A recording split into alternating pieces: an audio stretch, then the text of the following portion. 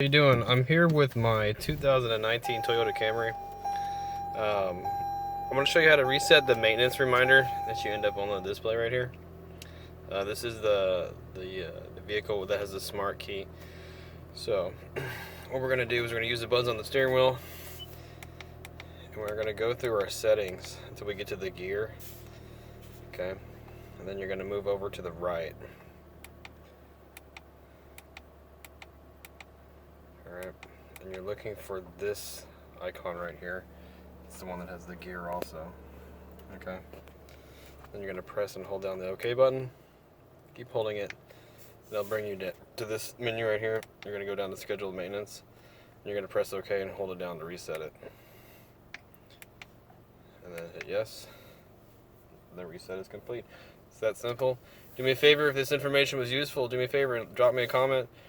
Or hit that thumbs up button for me on the video. Thanks a whole lot. Bye.